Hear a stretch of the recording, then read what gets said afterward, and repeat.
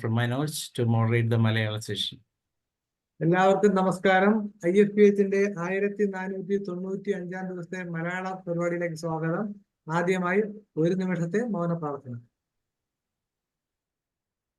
നന്ദി. ഇന്നത്തെ നമ്മുടെ പ്രത്യേക പരിപാടിയിലെ അതിഥി വളരെ സ്പെഷ്യൽ ആയിട്ടുള്ള ഗസ്റ്റ് ആണ് doctor Shri PV Albi, MSc applied physics, വിവർത്തകനും ജീവചരിത്രകാരനും. അദ്ദേഹം ഹോമിയോപ്പതി ശാസ്ത്രവീക്ഷണത്തിൽ എന്ന വിഷയത്തെക്കുറിച്ച് സംസാരിക്കുന്നതാണ്. നമുക്കെല്ലാം അറിയാം ശ്രീ ആൽബി ആരാണെന്നും IFPHയിൽ വന്നിരുന്നു. ശ്രീമാൻ APJ അബ്ദുൽ കലാമിനോടൊപ്പം ധാരാളം സഞ്ചരിച്ചിട്ടുള്ളതും ധാരാളം കാലം പ്രവർത്തിച്ചിട്ടുള്ളതുമായ വളരെ ഉന്നതമായ ഒരു വ്യക്തിത്വത്തിന്റെ ഉടമയാണ്. ധാരാളം പുസ്തകങ്ങൾ രചിച്ചിട്ടുണ്ട്. മാത്രവുമല്ല, ഹോമിയോപ്പതിയോടുള്ള അനിതര സാധാരണമായ ഒരു പാഷനുള്ള വ്യക്തി കൂടിയാണ്. അതുകൊണ്ട് തന്നെയാണ് നമ്മൾ അദ്ദേഹത്തെ ഈ വേദിയിലേക്ക് വിളിക്കുന്നത്. ഇനിയും വിളിക്കും. നിരന്തരമായി ഈ വേദിയിലേക്ക് കൊണ്ടുവരേണ്ട ആള് തന്നെയാണ്. തീർച്ചയായിട്ടും അങ്ങേക്ക് ഈ വേദിയിലേക്ക് സ്വാഗതം. അപ്പോ ഏതായാലും തുടക്കത്തില് എല്ലാവർക്കും വളരെയധികം നന്ദി. ഹോമിയോപ്പതിയെ കൂടുതൽ മേഖലകളിലേക്ക് വികസിപ്പിക്കാനും പ്രചരിപ്പിക്കാനും നിങ്ങളുടെ പ്രാക്ടീസിന്റെ ഒക്കെ തിരക്കുകളിടയിലും ഇത്തരം പരിശ്രമങ്ങളൊക്കെ ചെയ്യുന്ന നിങ്ങളെല്ലാവരെയും നന്ദിയോടെ ഓർക്കുന്നു. നമ്മൾ ഇന്നത്തെ വിഷയം ഹോമിയോപ്പതി ശാസ്ത്രവീക്ഷണത്തിൽ. ഞാൻ ശാസ്ത്രം പഠിച്ചു വന്ന ആളാണ്. ബയോളജി 10ാം ക്ലാസ്സിനപ്പുറം പഠിച്ചിട്ടില്ല.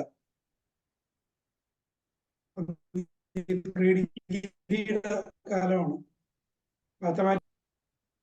അപ്പൊ ഈ ഹോമിയോപ്പതി ശാസ്ത്രവീക്ഷണത്തിൽ എന്നുള്ള വിഷയമായിട്ട് വരുമ്പോൾ ഞാൻ ആദ്യമായിട്ട് ആ തരത്തിലൊരു ചിന്ത വരുന്നത് ഞാൻ ഹൈസ്കൂളിൽ പഠിക്കുന്ന കാലത്തിലാണ്. 81 മുതലാണ് ഞാൻ ഹൈസ്കൂളിലേക്ക് വരുന്നത്. അപ്പോൾ ഈ ശാസ്ത്ര സാഹിത്യ പരിഷത്തിന്റെ ശാസ്ത്രകേരളം എന്ന് പറയുന്ന മാസികയുണ്ട്. UP ലെവൽ വരെ യൂറീക്ക, ഹൈസ്കൂള്, പിന്നെ ശാസ്ത്രകേരളം. ഈ ശാസ്ത്രകേരളത്തില് ഞാൻ 8ാം ക്ലാസ് 9 പഠിക്കുമ്പോഴാണ് ഒരു ലേഖനം വന്നു. ലേഖനം എന്ന് വെച്ചാല് നാനോ കണികകളുടെ അത്ഭുത ലോകം, അങ്ങനെ എന്തോ ഒരു ഹെഡിങ് ആയിരുന്നു. അതായത് ഇപ്പോ നാനോ സയൻസ് ഇപ്പൊ പറയുന്ന റെഡിയാണ്. അതുപോലെ തന്നെ ജർമ്മനിയിലുള്ള ഒരു ഡോക്ടറെ കൂടെ ചോദിച്ചിട്ടുണ്ട്.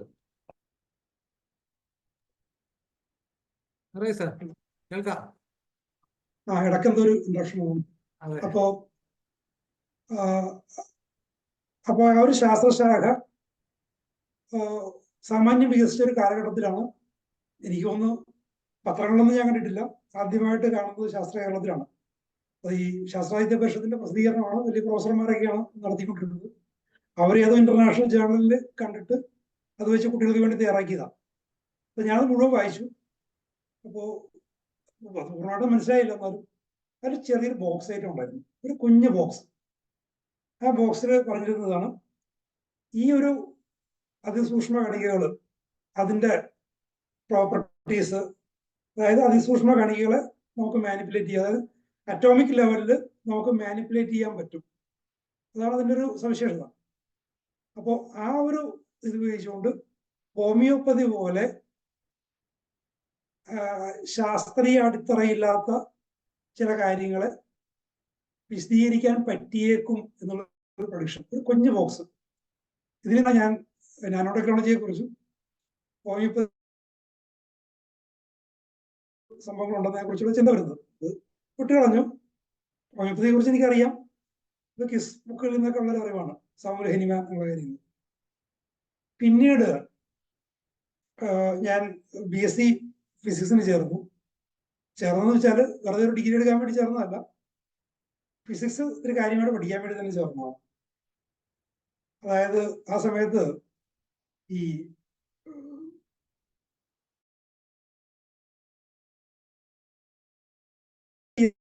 വേണ്ടിയുള്ള ഒരു അന്വേഷണം നടക്കുന്നത്. അതായത് വലിയ ഭൂമി, സൂര്യൻ, ഇതൊക്കെ അവിടെ ആകർഷണം മാത്രമേ ഉള്ളൂ, വികർഷണമില്ല. എന്നാൽ സൂക്ഷ്മകണികളിലേക്ക് വരുമ്പോൾ ആകർഷണമുണ്ട്, വികർഷണമുണ്ട്.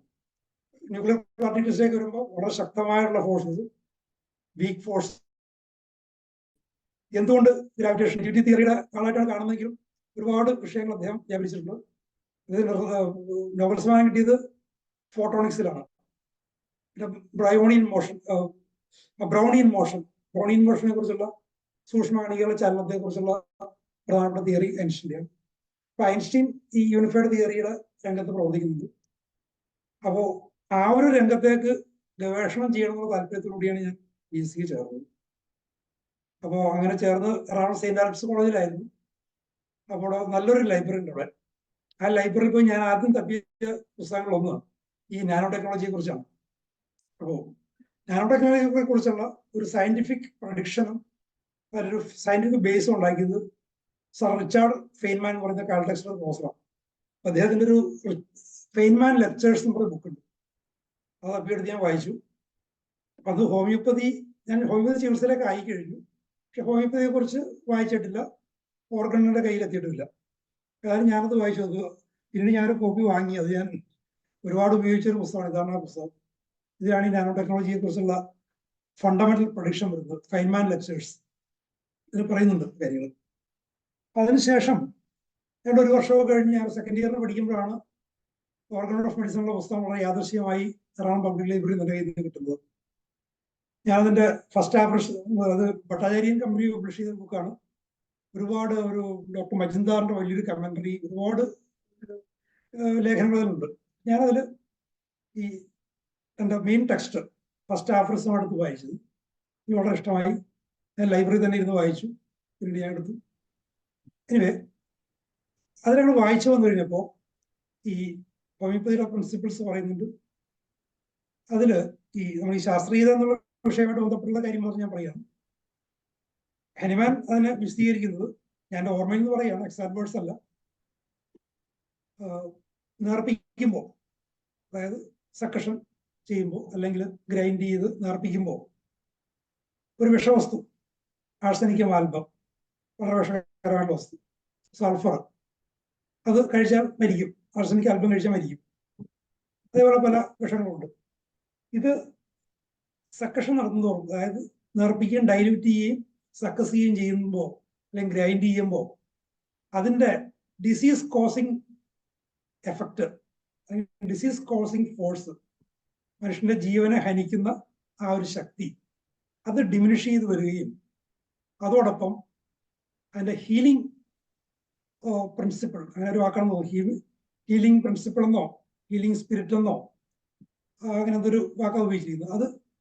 അത് റിലീസ് ചെയ്യപ്പെട്ട് ഇവോൾവ് ചെയ്ത് വരികയും ചെയ്യുമെന്നാണ് ഹനുമാൻ അതിൽ പറഞ്ഞിരിക്കുന്നത്. Something like that, exact words അല്ല. അപ്പോൾ ഞാനൊരു സയന്റിഫിക് ടെമ്പറാമെന്റോടെ അത് വായിക്കുന്നത് വളരെ ഗൗരവത്തോടുകൂടി ഫിസിക്സിനെയും മാത്തമാറ്റിക്സിനെയും സമീപിക്കുന്ന ഒരാളാണ്. അതുകൊണ്ട് തന്നെ അശാസ്ത്രീയം എന്ന് തോന്നുന്ന കാര്യങ്ങൾ ഞാൻ സംശയത്തോടെ എടുക്കുകയുള്ളൂ. പക്ഷേ എന്തോ ഈ പറയുന്നൊരു കാര്യം അതിനൊരു എക്സ്പ്ലനേഷൻ പറയുന്നില്ല. ഒരു ഫിസിക്സിന്റെ ഭാഷയിൽ എങ്ങനെ ഡിമിനിഷ് ചെയ്യുന്നതൊക്കെ മനസ്സിലാക്കാം. ആഴ്സനിക് ആൽബം ഡൈല്യൂട്ട് ചെയ്യുമ്പോൾ അതിൻ്റെ പോയ്സണസ് എഫക്റ്റ് ഡിമിനിഷ് ചെയ്യും. അത് സാധാരണ കെമിസ്ട്രിയും ബയോളജിയും വെച്ച് മനസ്സിലാക്കാൻ കാര്യം. പക്ഷെ അതിനൊരു ഹീലിംഗ് പ്രിൻസിപ്പിൾ, അതിൽ അന്തർലീനമായിരിക്കുന്ന ഹീലിംഗ് പ്രിൻസിപ്പിൾ, അതുണ്ടാക്കുന്ന ആരോഗ്യം, എന്താ പറയുക, രോഗലക്ഷണങ്ങൾക്ക് സമാനമായ അല്ലെങ്കിൽ അതിനെ ഹീൽ ചെയ്യുന്ന സമാനമായ ഹീലിംഗ് പ്രിൻസിപ്പിൾ ഇവോൾവ് ചെയ്ത് വരുന്നു എന്ന് പറയുകയല്ലാതെ അതിന്റെ എക്സ്പ്ലനേഷൻ ഞാൻ പറയുന്നില്ല. പക്ഷേ എന്തുകൊണ്ടോ ആ പറയുന്നതിൽ ഒരു അശാസ്ത്രീയതയും ഒരു അനൗചിത്യവും എനിക്ക് അന്നും തോന്നിയില്ല. പിന്നീട് MSc കഴിഞ്ഞു, അത്യാവശ്യമൊക്കെ ശാസ്ത്രം പഠിച്ചു, എനിക്കിന്നും തോന്നിയിട്ടില്ല. പക്ഷേ യൂറോപ്പിന്റെ രീതി, നമ്മുടെ ഭാരതീയ രീതിയല്ല, യൂറോപ്പിന്റെ രീതി അനുസരിച്ചുകൊണ്ട് ഒന്നിനെയും അങ്ങനെ അങ്ങ് സ്വീകരിക്കില്ല. എല്ലാത്തിനെയും ഇന്റർപ്ലേറ്റ് ചെയ്ത് കൃത്യമായിട്ട് ടാബ്ലേറ്റ് ചെയ്ത് പരീക്ഷ നിരീക്ഷണം നടത്തി ടാബ്ലേറ്റ് ചെയ്ത് ഒരു ഇൻഫറൻസിലെത്തണം. അതൊരു യൂറോപ്യൻ രീതിയാണത്. പക്ഷേ അവരുടെ കൾച്ചറും ഒക്കെ അങ്ങനെയാണ്. യൂറോപ്യൻ ഫിലോസഫിയും ഒക്കെ കാന്റിന്റെയും മറ്റുമൊക്കെ ഫിലോസഫിയൊക്കെ ഡെവലപ്പ് ചെയ്തു വന്നത് അങ്ങനെയാണ്. അപ്പോൾ ആ ഒരു രീതിയിൽ അവിടെ ശ്രമങ്ങൾ നടക്കുന്നുണ്ടായിരുന്നതിന് പിന്നീട് ഈ ടെക്സ്റ്റ് വായിച്ച ശേഷം അതിന്റെ കമന്ററീസ് വായിച്ചപ്പോൾ എനിക്ക് മനസ്സിലായി. ക്രോമറ്റോഗ്രാഫിയും ഉപയോഗിച്ചുകൊണ്ടുള്ള പരീക്ഷണം, സ്പെസിഫിക് ഗ്രാവിറ്റി പരീക്ഷ ടെസ്റ്റ് ചെയ്യുന്നു. അതിൻ്റെ പല പല പരീക്ഷണങ്ങൾ അന്ന് സാധിക്കാവുന്ന തരത്തിലുള്ള കെമിക്കലും ഫിസിക്കലുമായിട്ടുള്ള പരീക്ഷണങ്ങൾ ധാരാളം നടത്തുന്നു. പക്ഷെ ഒന്നും കണ്ടെത്തുന്നില്ല. ഒരു കണ്ടെത്തലിലേക്ക് എത്തുന്നില്ല, എല്ലാം ഒന്ന് തന്നെ. അവഗാഡ്രോസ് നമ്പർ വെച്ചുകൊണ്ടുള്ള ഒരു കാൽക്കുലേഷൻ നടന്നു, അതിനപ്പുറത്തേക്ക് ഒന്നുമില്ല. പിന്നീട് എനിക്ക് തോന്നുന്നത് ഈ നാനോ ടെക്നോളജി ഡെവലപ്പ് ചെയ്ത് കഴിഞ്ഞാൽ, ഹലോ കേൾക്കാമോ കേൾക്കാമോ കേൾക്കാമോ കേൾക്കാം. ഒരു ജസ്റ്റ് ഒരു ഇന്റർഫറൻസ് വന്നേ ഉള്ളൂ ഡോക്ടർ ഓക്കെ. അപ്പോ ഈ നാനോ ടെക്നോളജി ഡെവലപ്പ് ചെയ്ത് കഴിഞ്ഞപ്പോഴാണ് സൂക്ഷ്മകണികളാണല്ലോ, അപ്പോൾ ഹോമിയോപ്പതിനെ ഒന്ന് അതുമായിട്ടൊന്ന് കൂട്ടിക്കെട്ടാമെന്നുള്ള ചിന്ത വന്നു കാണണം. അപ്പൊ ഈ ശാസ്ത്ര കേരളത്തിലൊക്കെ വരുന്നത് അന്ന് ഇന്റർനെറ്റ് ഒന്നും ഇല്ല, 80കളിൽ വിദേശ ജേർണലുകളിൽ വരുന്ന ലേഖനങ്ങൾ വെച്ചുകൊണ്ട് നമുക്ക് ശാസ്ത്രാദ്യ പരിഷത്തിന്റെ ഭാരവാഹികളായിട്ടുള്ള ലേഖകന്മാര്, പ്രൊഫസർമാര് എഴുതുന്നതാണ്. അപ്പൊ അങ്ങനത്തെ ഒരു ചിന്ത അവിടെ വന്നു കാണണം. അപ്പൊ ഏതായാലും ഞാൻ അതിന്റെ പിന്നാലെ അധികം പോയില്ല. ഈ ഫെയ്ൻമാൻ ലെക്ചേഴ്സ് വെച്ചുകൊണ്ട് എന്റെ മറ്റു താല്പര്യങ്ങളായിരുന്നു, ഞാൻ അങ്ങനെ ആ തരത്തിൽ അങ്ങനെ പോയി. പിന്നീട് എനിക്ക് ഓർഗൻ സംശയം തോന്നായിരുന്നുകൊണ്ട്, ഈ ശാസ്ത്രീയതയെ കുറിച്ചൊരു സംശയം തോന്നായിരുന്നുകൊണ്ട് ആ തരത്തിലുള്ള അന്വേഷണമൊന്നും പോയില്ല. പിന്നീട് ചിന്ത പിന്നീട് വരുന്നത് ഞാൻ MSc പഠിക്കുന്ന ഒരു കാലഘട്ടത്തിലാണ്. MSc പഠിക്കുന്ന ഒരു കാലഘട്ടത്തിൽ എൻ്റെ സ്പെഷ്യലൈസേഷൻ ക്ലൈമറ്റോളജിയാണ്, കാലാവസ്ഥ. ഈ കാലാവസ്ഥയുമായിട്ട് ബന്ധപ്പെട്ട് ഈ നമ്മളുടെ ഒരു സക്കഷനിൽ സംഭവിക്കുന്ന പോലത്തെ ഒരു പ്രത്യേക ഒരു സാഹചര്യത്തിനെ കുറിച്ച് പഠിക്കേണ്ട ഒരു അവസ്ഥ വന്നു. അപ്പോൾ അത് പറയുന്നതിന് മുൻപ് ഈ നാനോ ടെക്നോളജിയുമായിട്ട് ബന്ധപ്പെട്ട് വരുന്ന, ഇന്നിപ്പോ ഞാൻ മനസ്സിലാക്കിയെടുത്തോളം ഹോമിയോപ്പതിയിലെ വിശേഷം ഒരു യങ്ങർ ജനറേഷൻ ഏതാണ്ട് അതിനെ പൂർണ്ണമായിട്ടും അംഗീകരിച്ചിട്ടുണ്ടെന്ന് എനിക്ക് തോന്നുന്നത്. പരിചയമുള്ളവരോട് സംസാരിച്ചിട്ടുണ്ട്. എനിക്ക് അതിനെ ഞാൻ തള്ളിക്കളയുന്നതല്ല, ചില വിയോജിപ്പുകൾ എനിക്ക് ഉണ്ട്, ചില സംശയങ്ങൾ ഉണ്ട് ഇപ്പോൾ നിലവിലുള്ള സാഹചര്യത്തിൽ. അത് ഭാവിയിൽ ചിലപ്പോൾ അത് പരിഹരിക്കപ്പെടുന്നിരിക്കും. ഞാൻ മനസ്സിലാക്കിയെടുത്തോളം അതൊരു ചുരുക്കി പറഞ്ഞു കഴിഞ്ഞാൽ, ഈ സക്കഷൻ പരിപാടി അല്ലെങ്കിൽ ഗ്രൈൻഡിങ് ചെയ്യുമ്പോൾ രണ്ട് കാര്യങ്ങൾ. ഒന്ന്, ഈ എടുക്കുന്ന മദർ ടിങ്ചർ അല്ലെങ്കിൽ സോഴ്സ് മെറ്റീരിയൽ. ഇപ്പോൾ ഉദാഹരണം ആഴ്സനിക് ആൽബം തന്നെ, ആഴ്സനിക്കിന്റെ ട്രയോക്സൈഡ് മറ്റോ അത് കൃത്യമാണോ ഓർമ്മയില്ല.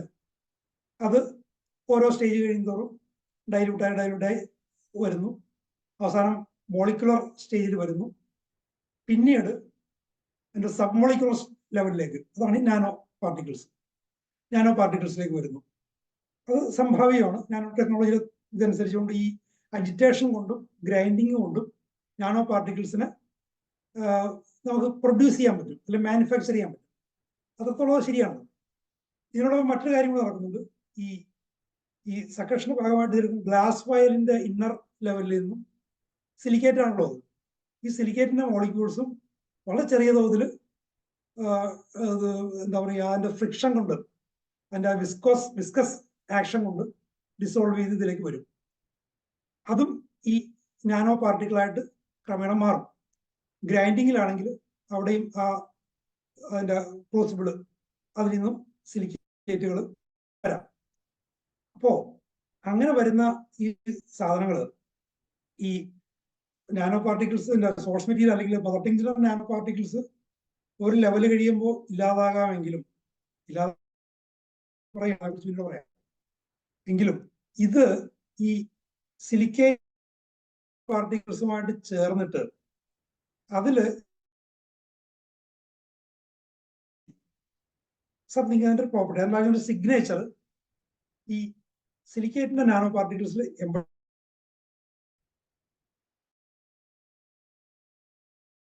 അല്ലെങ്കിൽ അതിന്റെ സുക്രോസ് അതിന്റെ നാനോ പാർട്ടിൽ എംബെഡ് ചെയ്യുന്നു.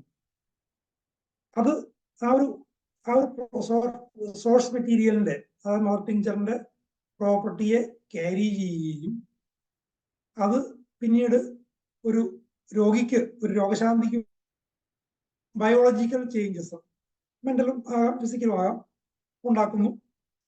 അങ്ങനെ ഹോമിയോപ്പതി മെഡിസിൻ വർക്ക് ചെയ്യുന്നു എന്നുള്ള ഒരു സിദ്ധാന്തമാണ് ചുരുക്കി വളരെ സിംപ്ലിഫൈ ചെയ്ത് പറഞ്ഞാൽ ഈ സംഭവം. പക്ഷെ ഞാൻ ഇന്നിപ്പോ അതിന്റെ ലേറ്റസ്റ്റ് ഇതിനെക്കുറിച്ച് എനിക്ക് ഉദ്ദേശിച്ച കുറച്ച് ഫിസിക്സുമായിട്ട് ബന്ധപ്പെട്ട് റിസർച്ചേഴ്സ് ഉണ്ട്.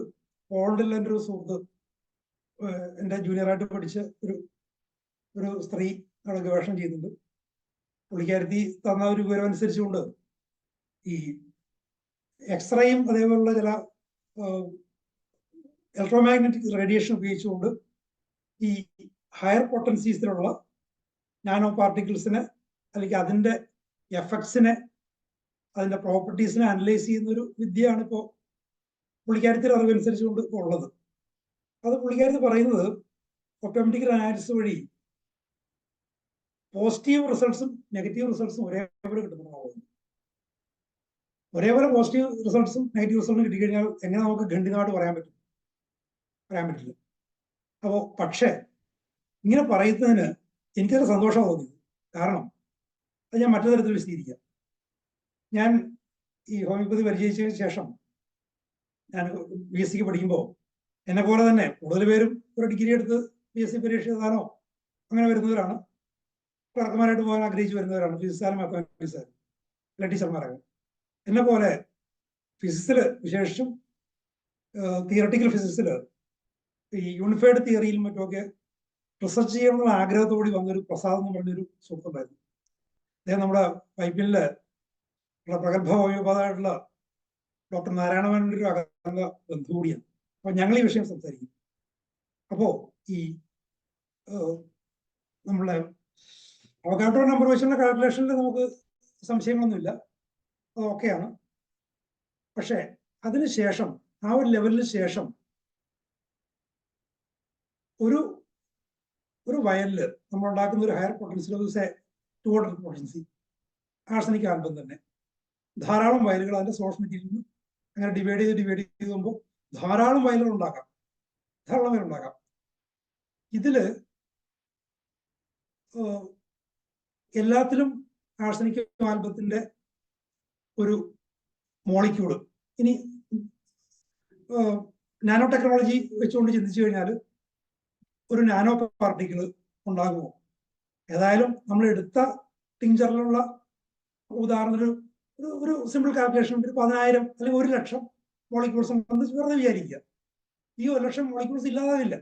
അത് ഡിവൈഡ് ചെയ്ത് പല പല വയൽസിലായിട്ട് പൊട്ടൻസി കൂടുന്തോറും അങ്ങനെ പോകുമ്പോൾ ഒരു സംഭവമുണ്ട്. അത് ഈ പ്രസാദാണ് ആ ഒരു ചിന്ത എനിക്ക് തന്നത്. അവിടെ പ്രോബബിലിറ്റി, മാത്തമാറ്റിക്സിലെ സ്റ്റാറ്റിക്സ് ആൻഡ് പ്രോബബിലിറ്റി എന്നുള്ളൊരു ഗണിതശാസ്ത്ര ശാഖയിലെ പ്രോബബിലിറ്റി പ്രിൻസിപ്പിൾ അനുസരിച്ചുകൊണ്ട്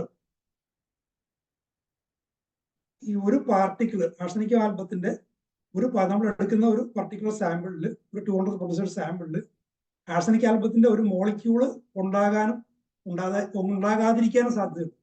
കാരണം നമ്മളെടുത്ത ആദ്യത്തെ സാമ്പിളിലുള്ള 1,00,000 മോളിക്യൂൾസ് നശിച്ചു പോയിട്ടില്ല. ഇനി നാനോ ടെക്നോളജി അനുസരിച്ചാണെങ്കിൽ ചിലപ്പോൾ അത് ഡിവൈഡ് ചെയ്ത് ഒരു 10,00,000 മോളിക്യൂളായി വെക്കുക. എന്നാലും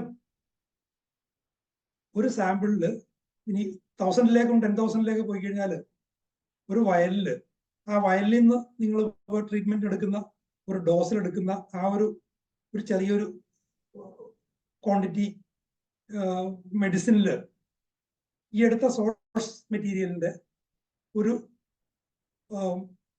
പാർട്ടിക്കിള് നാനോ ആയാലും അല്ലെങ്കിലും ഉണ്ടാകാനും ഉണ്ടാകാതിരിക്കാനും സാധ്യതയുണ്ട്.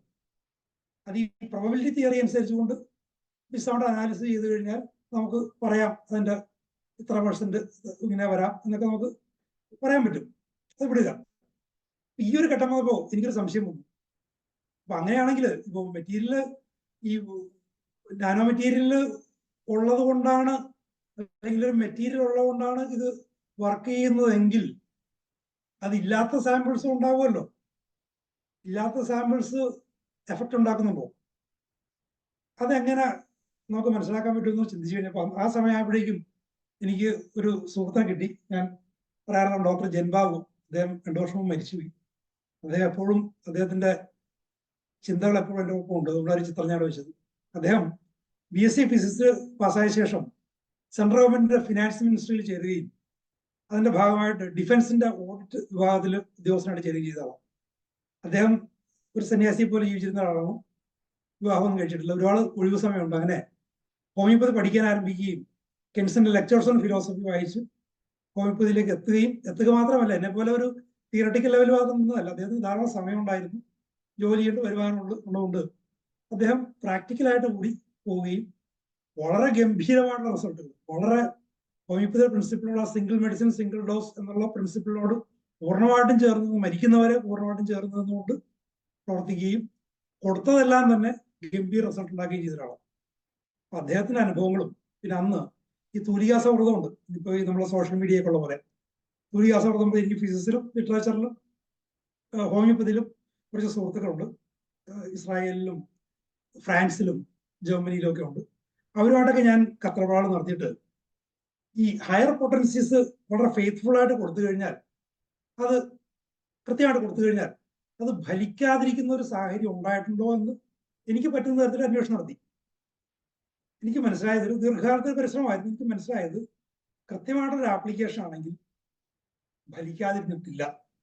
അതിനർത്ഥം ഈ പ്രോബബിലിറ്റി തിയറി അനുസരിച്ചുകൊണ്ട് ഒരു പാർട്ടിക്കിൾ ഉണ്ടെങ്കിലും ഇല്ലെങ്കിലും, ഉണ്ടാകാനും ഉണ്ടാകാതിരിക്കാനും സാധ്യതയുണ്ട്, ഉണ്ടെങ്കിലും ഇല്ലെങ്കിലും അത് ഹോമിയോപ്പതിയുടെ പ്രിൻസിപ്പിൾ അനുസരിച്ച് നിങ്ങൾ അത് അഡ്മിനിസ്റ്റർ ചെയ്യുകയാണെങ്കിൽ അതിന് എഫക്റ്റ് ഉണ്ട്. അതിനർത്ഥം ഞാൻ എത്തിച്ചേർന്ന ഒരു ധാരണ എന്ന് വെച്ചാൽ, സാമുൽ ഹനുമാൻ പറയുന്നത് പൂർണ്ണമായിട്ട് ശരിയാണ്. ഇതിന് ശാസ്ത്രീയ അടിത്തറ കണ്ടെത്താൻ വേണ്ടിയിട്ട് ഏതെങ്കിലും പാർട്ടിക്കിളിന്റെ, ഇന്നിപ്പോ നാനോ പാർട്ടിക്കിൾ പണ്ട് മോളിക്യൂളായിരുന്നു, അവഗാഡ്രോ പ്രിൻസിപ്പിൾ അനുസരിച്ച് മോളിക്യൂളിൽ നിന്നും നാനോ പാർട്ടിക്കിളായി, കുറെ കഴിയുമ്പോൾ വേറെ എന്തെങ്കിലുമൊക്കെ വരും. കാരണം പാർട്ടിക്കിൾ ഫിസിക്സ് എന്ന് പറയുന്ന ഒരു ശാഖ വളരെ ശക്തമായിട്ട് വളർന്നുകൊണ്ടിരിക്കുക. ഈ വലിയ ആക്സിലറേറ്റേഴ്സ്, വലിയ കിലോമീറ്ററുകളോളം ഡയമീറ്ററുള്ള ആക്സിലറേറ്റേഴ്സിൽ വെച്ചുകൊണ്ട് ഈ പാർട്ടിക്കിൾസിനെ കൊളൈഡ് ചെയ്തിട്ട് ഇന്നലെ വരെ നമ്മൾ അറിയാത്ത പാർട്ടിക്കിൾസ് ഉണ്ടാകുന്നു. അപ്പോൾ ആ ഒരു ലൈനിൽ ഈ ഇത്തരം ചിന്തകൾ, ഹോമിയോപ്പതിയായിട്ട് ബന്ധപ്പെട്ടുള്ള ചിന്തകൾ മുന്നോട്ട് പോവുകയും ചെയ്യും. പ്രത്യേകിച്ച് നമ്മുടെ നാട്ടിലില്ലെങ്കിൽ വെസ്റ്റിൽ പോകും.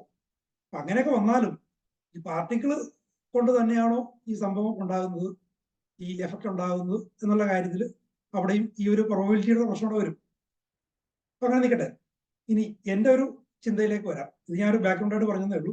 ഞാൻ നാനോ ടെക്നോളജിയെ തള്ളിപ്പറയാനില്ല. വളരെ ഒരുപാട് പേര് അതിൽ പരിശ്രമിക്കുന്നുണ്ട്. അങ്ങനെ പൊയ്ക്കോട്ടെ. അതുകൊണ്ട് നല്ല റിസൾട്ട് ഉണ്ടാകുമെങ്കിൽ ഉണ്ടായിക്കോട്ടെ. ഹോമിയോപ്പതി അതുവഴി ഈ ഹോമിയോപ്പതി അശാസ്ത്രീയം, കവടശാസ്ത്രം എന്നൊക്കെ പറയുന്ന ശാസ്ത്രലോകം ഹോമിയോപ്പതി അതുകൊണ്ട് അംഗീകരിച്ച it is well and good. ഇനി എൻ്റെ ചിന്തകൾ വന്നത്, ഞാൻ MSc ചേർന്ന് കഴിഞ്ഞപ്പോൾ കാലാവസ്ഥ ശാസ്ത്രമാണ് എൻ്റെ സ്പെഷ്യലൈസേഷൻ. അപ്പോൾ അന്ന് കാലാവസ്ഥ ശാസ്ത്രത്തിൽ ഇന്നിപ്പോ സാറ്റലൈറ്റ് ഇമേജിംഗ് കൊണ്ട് നമുക്ക് കാര്യങ്ങൾ പ്രഡിക്ഷൻ കുറേയൊക്കെ എളുപ്പത്തിൽ നടക്കുന്നത്. അന്ന് അത് ഡെവലപ്പ് ചെയ്തിട്ടില്ല. ഡോക്ടർ APJ അബ്ദുൽ കലാം ഒക്കെ അതിനുവേണ്ടിയുള്ള ശ്രമങ്ങളായിരുന്നു. അദ്ദേഹം നല്ല ക്യാമറയുള്ള സാറ്റലൈറ്റുകൾ വിക്ഷേപിക്കാനുള്ള പരിശ്രമം, ഞങ്ങളെയൊക്കെ പ്രൊമോട്ട് ചെയ്തിട്ട് സോഫ്റ്റ്വെയർ സൈഡിലും തിയറട്ടിക്കൽ സൈഡിലും അത് വെച്ചുള്ള പ്രഡിക്ഷൻ നടത്തിക്കാനുള്ള ശ്രമങ്ങൾ, അങ്ങനെയൊക്കെ ഞങ്ങൾ പ്രവർത്തിച്ചുകൊണ്ടിരുന്നു. പക്ഷെ കൂടുതലും ഈ വെതർ ഡാറ്റ ഉപയോഗിച്ചുകൊണ്ട് രണ്ട് തരത്തിലാണ്. ഒന്ന്, ഞാൻ നേരത്തെ ഒരു സ്റ്റാറ്റിക്സ് ആൻഡ് പ്രോബബിലിറ്റി വരുന്നുണ്ട്. 70 വർഷത്തെ വെതർ ഡാറ്റ എടുത്തിട്ട് അത് വെച്ചുകൊണ്ട് അനലൈസ് ചെയ്തിട്ട് ഒരു പർട്ടിക്കുലർ ഡേയിൽ, ഒരു പർട്ടിക്കുലർ ടൈമിൽ മഴ പെയ്യുമോ പെയ്യാതിരിക്കുമോ. അതാണ് നമ്മളെപ്പോഴും തമാശയ്ക്ക് പറയും, നാളെ മഴ പെയ്യാനും പെയ്യാതിരിക്കാനും സാധ്യതയുണ്ട്.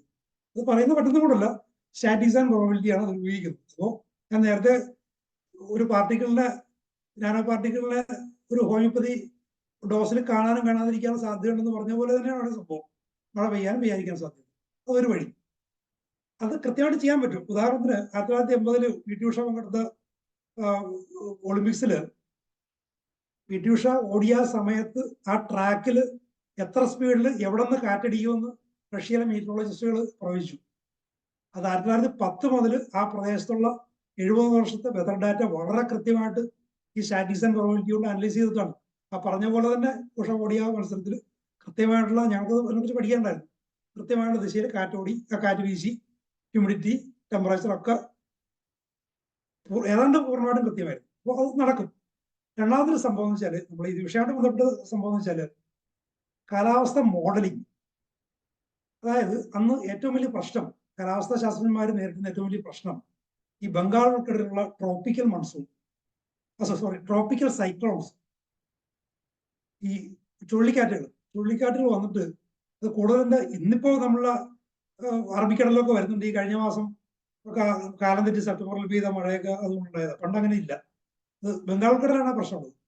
ഞാൻ കൽക്കട്ടയിൽ താമസിക്കുന്ന സമയത്ത്, 91-92 സമയത്തൊക്കെ താമസിക്കുന്ന സമയത്ത് അവിടെ വാർത്ത വരും, റേഡിയോയിലൊക്കെ വരും, ഇന്ന് രാത്രി കൽക്കട്ടയിലും തീരപ്രദേശങ്ങളിലും ശ്രദ്ധിക്കണം, ചുഴലിക്കാറ്റുണ്ടാകാൻ സാധ്യതയുണ്ട്. പക്ഷെ കൽക്കട്ടയിൽ ഒന്നും ഉണ്ടാവില്ല, ചെറിയ ചാറ്റമഴയോ മറ്റൊക്കെ ഉണ്ടാവും. പക്ഷെ ഇതെന്ന് പത്രം നോക്കാൻ നേരത്ത് ഢാക്കയിൽ ചുഴലിക്കാറ്റടിച്ചു, 200 മീൻപിടുത്തം ബോട്ടുകൾ മുങ്ങി, 10 യാത്രാ ബോട്ടുകൾ മുങ്ങി, 500 പേര് മരിച്ചു, 1000 പേര് മരിച്ചു. അപ്പൊ അങ്ങനത്തെ ഒരു വളരെ മോശമായിട്ടൊരു കാലാവസ്ഥ ഒരു പ്രദേശമാണ് ബേ ഓഫ് ബംഗാൾ. ഇതിനെക്കുറിച്ചുള്ള പഠനങ്ങളായിരുന്നു ഞങ്ങളുടെ ഒരു കേസ് സ്റ്റഡി ആയിട്ട് വന്നിരുന്നത്. അപ്പൊ ചെയ്യണമെന്ന് വെച്ചാൽ ഈ ബേ ഓഫ് ബംഗാളിൽ നമുക്ക് അതേപടി ആ ഒരു വലുപ്പത്തിലെടുത്ത് നമുക്ക് പഠിക്കാൻ പറ്റില്ല. അപ്പൊ അതുകൊണ്ട് നമ്മൾ ലാബറട്ടറിയിൽ പഠിക്കാൻ വേണ്ടി കമ്പ്യൂട്ടറൈസിൽ പഠിക്കാൻ വേണ്ടി അന്നും കമ്പ്യൂട്ടർ ഉണ്ട്. ഇന്നിപ്പോ ഏറ്റവും താഴ്ന്ന കമ്പ്യൂട്ടറിന്റെ ഒരു 4-1 സ്പീഡുള്ള മിനി കമ്പ്യൂട്ടറുകൾ ഉപയോഗിച്ചുള്ള ഞങ്ങളുടെ പഠനം. അപ്പൊ ഒരു ഉദാഹരണം 1 മീറ്റർ നീളവും വീതിയും ആഴമുള്ള ഒരു ഒരു ഒരു ക്യൂബിനെ നമ്മൾ സങ്കല്പിച്ചിട്ട് അവിടെ ഇവിടെ ഈ ബേ ഓഫ് ബംഗാളിൽ സംഭവിക്കുന്ന കാര്യങ്ങൾ, അവിടുത്തെ ഹ്യൂമിഡിറ്റി, പ്രഷർ, ടെമ്പറേച്ചർ, പിന്നെ അവിടുത്തെ കടലിലെ ഒഴുക്കുകൾ, hot current, cold current, salinity, അങ്ങനെ ഒരുപാട് ഫാക്ടേഴ്സ് ഉണ്ട്. അതൊക്കെ വെച്ചുകൊണ്ട് ഈ ഒരു മോഡലിൽ നമ്മൾ അപ്ലൈ ചെയ്തിട്ട് നമ്മൾ അനലൈസ് ചെയ്യും. വളരെ സങ്കീർണമാണത്. 10 ലക്ഷത്തോളം പാർഷ്യൽ ഡിഫറൻഷ്യൽ ഇക്വേഷൻസ് ഉണ്ടാക്കിയിട്ട് സോൾവ് ചെയ്തിട്ട് ഒരു പാർഷ്യൽ ഡിഫറൻഷ്യൽ ഇക്വേഷൻ എഴുതി സോൾവ് ചെയ്യാനുള്ള പ്രയാസം ഇന്നിപ്പോ ബയോമാത്സ് പഠിച്ചു വന്നവർ കേൾക്കുന്നവരുണ്ടെങ്കിൽ മനസ്സിലാവും. പഴയ ആൾക്കാർ പഠിച്ചിട്ടുണ്ടാവില്ല, ഞങ്ങളൊക്കെ ബയോളജി പഠിക്കാത്തവരാണ്. അപ്പോ ഇത്ര സങ്കീർണമായിട്ടുള്ള ഒരു പ്രക്രിയ നടത്തുമ്പോൾ പെട്ടെന്ന് അവിടെ ഈ ക്യുമുലോ നിംബസ് ക്ലൗഡുകൾ, ഇങ്ങനെ നമ്മുടെ ഇടിമേഘങ്ങൾ, ഇടി ഉണ്ടാക്കുന്ന മേഘങ്ങൾ ഇങ്ങനെ ചുഴി പോലെ മേലേക്ക് വരുന്ന മേഘങ്ങൾ. അപ്പോൾ അതിൽ ഈ വാട്ടർ വേപ്പർ ഇങ്ങനെ കടലിന്റെ ചൂടൊന്നും മേലേക്ക് പോയിട്ട് മേലേക്ക് പോകുമ്പോൾ തണുക്കും, താഴേക്ക് വരും, ചൂടാവും, വീണ്ടും മേലേക്ക്. അങ്ങനെ പല ഈ സർക്കുലേഷൻ സെല്ലുകൾ ധാരാളം ഉണ്ടാവും. ഈ സെല്ലുകൾ നമ്മളെ ഫ്രിക്ഷൻ കൊണ്ടാണ് ചാർജിലായിട്ട് ചില മേഘങ്ങളിൽ ഇടിമേഘങ്ങളായിട്ട് വരുന്നതും തണ്ടർസ്റ്റോംസ് ഉണ്ടാകുന്നു. അത് വേറെ കാര്യം. ഇതിനെക്കുറിച്ച് ഇങ്ങനെ ഡീറ്റെയിൽ ആയിട്ട് അന്നത്തെ ഞങ്ങളുടെ പാസ്കൾ എന്ന് പറയുന്ന ഒരു സോഫ്റ്റ്വെയർ ഉപയോഗിച്ചുകൊണ്ട് ഉള്ള പഠനമാണ്. ഇതിന് പെട്ടെന്നൊരു മിന്നൽ പോലെ എൻ്റെ മനസ്സിലേക്ക് വന്നത് നമ്മുടെ സക്കഷനും. ഈ സക്കഷനും ഏതാണ്ട് ഇങ്ങനത്തെ ഒരു സംഭവം ഉണ്ടാകും. വാസ്തവത്തിൽ വെറും ഒരു ഡൈലൂഷൻ, ഇപ്പൊ ഹോമിയോപ്പതിയെ കളിയായിക്കൊണ്ട് പറയുന്നുണ്ട് നേർപ്പിക്കുന്നതോറും വീര്യം കൊടുക്കും. അത് വെറുതെ ഒരു നേർപ്പിക്കലല്ലോ. ഹോമിയോപ്പതിക്ക് നേർപ്പിക്കലിലെ ഓപ്പറേറ്റീവ് പാർട്ട് എന്ന് പറയുന്നത് അതിലെ സക്കഷനാണ്. അല്ലാതെ വെറുതെ നേർപ്പിച്ച് പോയതുകൊണ്ട് ആഴ്സനിക്ക് ഒരു ഔഷധമായിട്ട് മാറില്ലല്ലോ. അക്കാര്യത്തിൽ നമുക്ക് ആർക്കും തർക്കമില്ല. സക്കഷൻ അവിടുത്തെ ഒരു ഓപ്പറേറ്റീവ് പാർട്ട് അല്ലെങ്കിൽ ഡിസൈഡിങ് ഫാക്ടർ.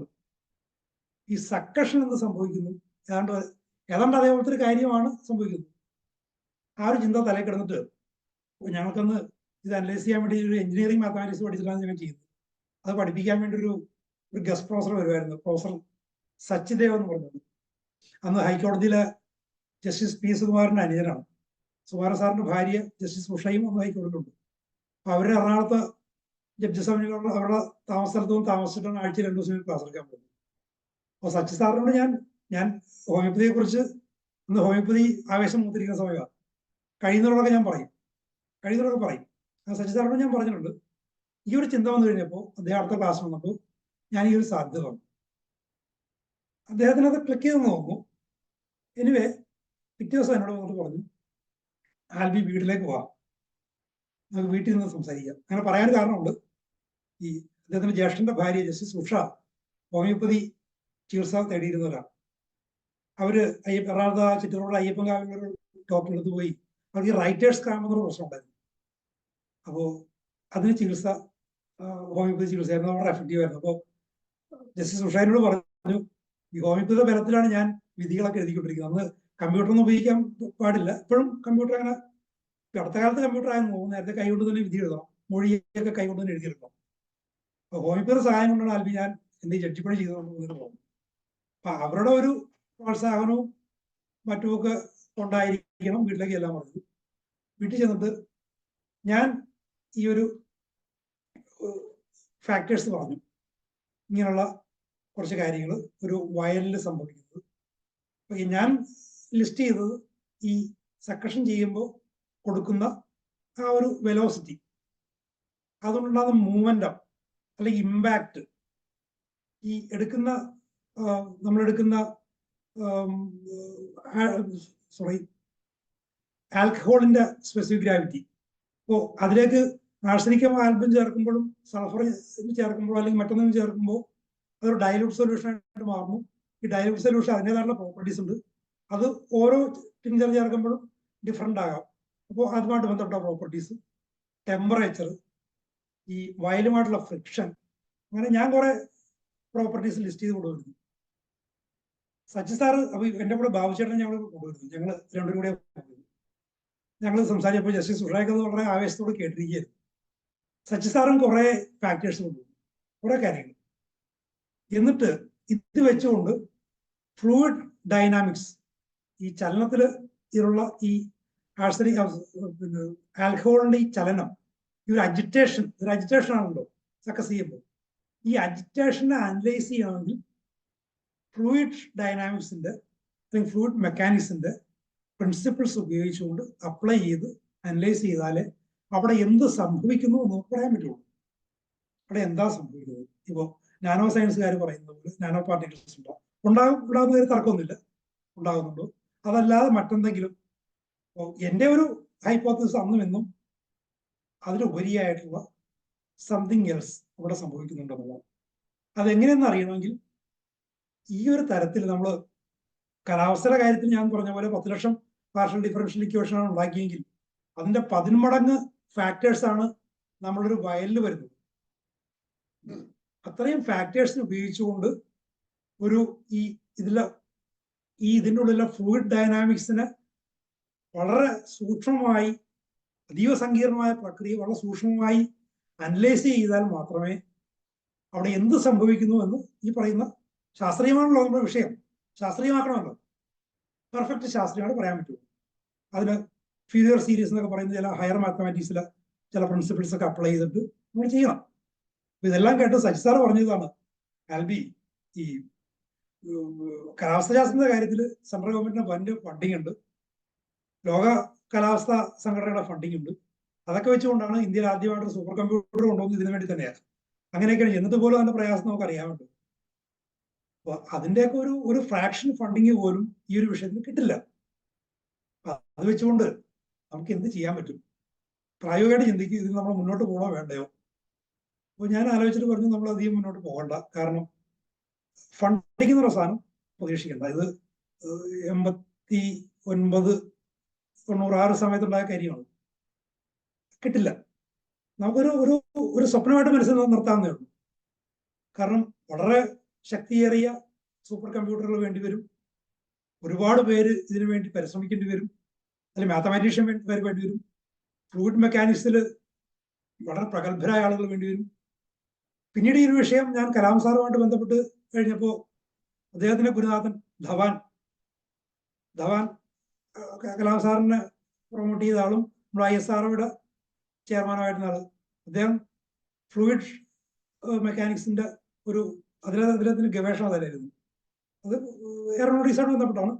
അദ്ദേഹമായിട്ട് ഞാൻ ഒരു സന്ദർഭം കിട്ടിയപ്പോൾ ഞാൻ ഒരു വിഷയത്തിൽ സംസാരിച്ചത് ധവാൻ സാറുണ്ട്. അദ്ദേഹം പറഞ്ഞതാണ്, ഇത് കാലാവസ്ഥയിൽ നമ്മൾ ഉപയോഗിക്കുന്നതിന്റെ 10 മടങ്ങ് കോംപ്ലിക്കേറ്റഡ് ആൽബി പറയുന്ന ഒരു വിഷയം. അത് വെച്ചുകൊണ്ട് ചെയ്യാൻ തക്ക ഫണ്ടിങ് നിങ്ങൾക്ക് ഉണ്ടെങ്കിൽ നമുക്ക് അതിനുള്ള കാര്യങ്ങൾ നമുക്ക് ചെയ്യാം. ഏതായാലും നമുക്ക് പ്രതീക്ഷിക്കാമല്ലോ. ഞാനത് വിട്ടു.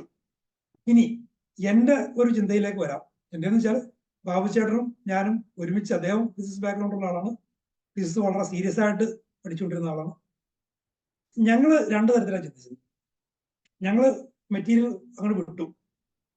ഇത് മാറ്റർ വെച്ചുകൊണ്ടുള്ള കളി ഹോമിയോപ്പതിക്കില്ല. Homoeopathy is far beyond material thinking അല്ലെങ്കിൽ മെറ്റീരിയൽ എക്സ്പ്ലനേഷന് അപ്പുറമാണ്, വളരെ അപ്പുറമാണ്. അത് ബാബുചേട്ടൻ്റെ അനുഭവങ്ങളിലൂടെയും എനിക്ക് ചെറിയ ചില്ലറ അനുഭവങ്ങളുണ്ട്, അതിലൂടെയും ഞങ്ങളുടെ ബോധ്യമാണ്. അതിനെ പ്യൂർ എനർജിയുടെ മണ്ഡലത്തിൽ മാത്രമേ അതിനെ നമുക്ക് വിശകലനം ചെയ്യാൻ പറ്റൂ. അത് ഇന്നും ഞാൻ അതിൽ ഉറച്ചു നിൽക്കുന്നു. 2 വഴികളുണ്ട്. ഒന്ന് റിലേറ്റിവിറ്റിയാണ്.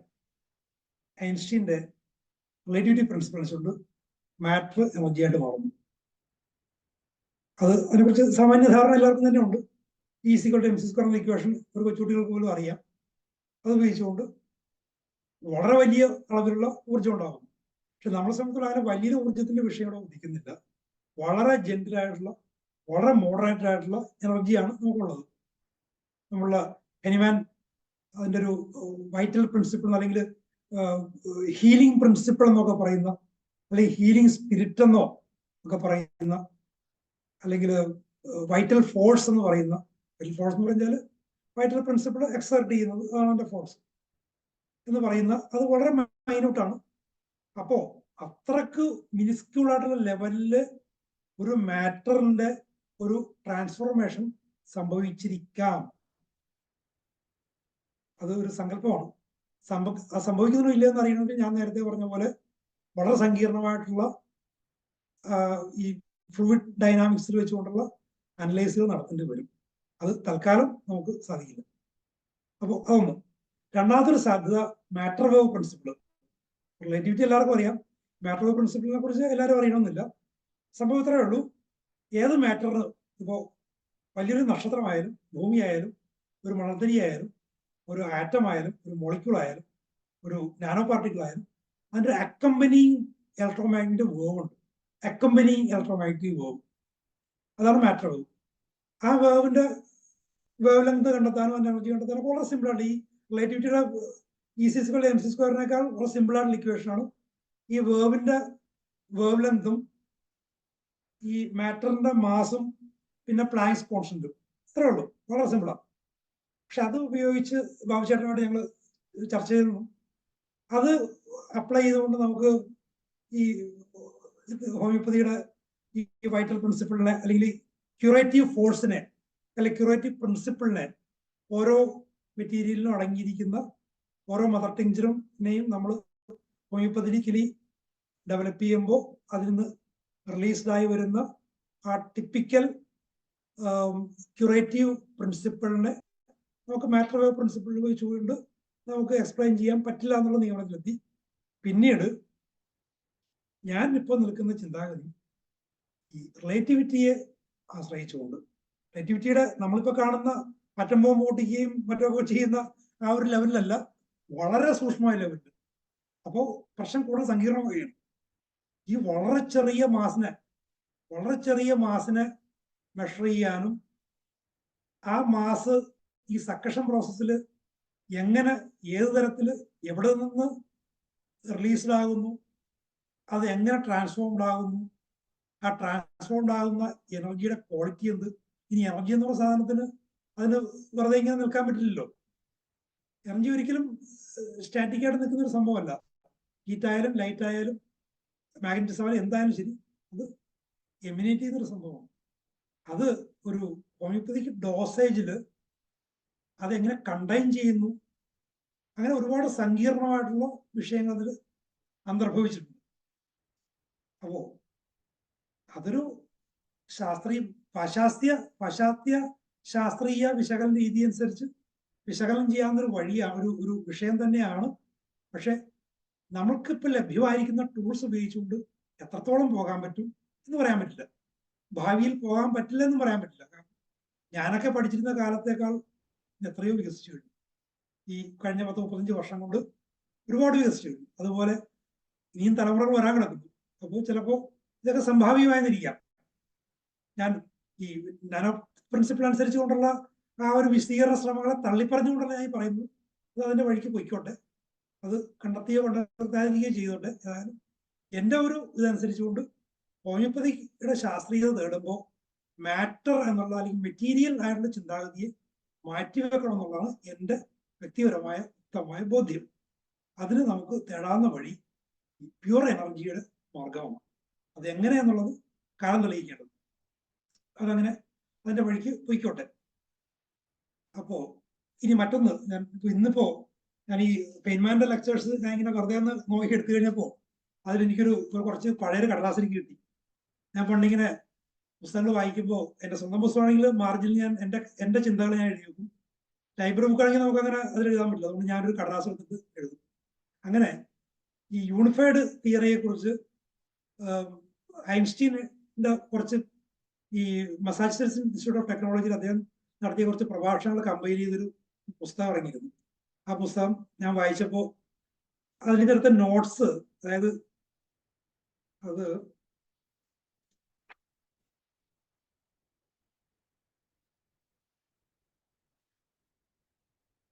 കയറി പറഞ്ഞു കിടക്കുകയാണ്. അതൊക്കെ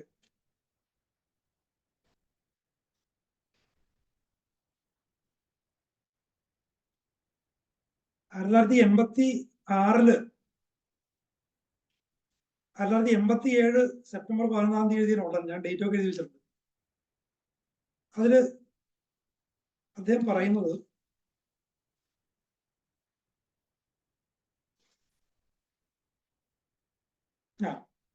ഒരു കാര്യമുണ്ട്.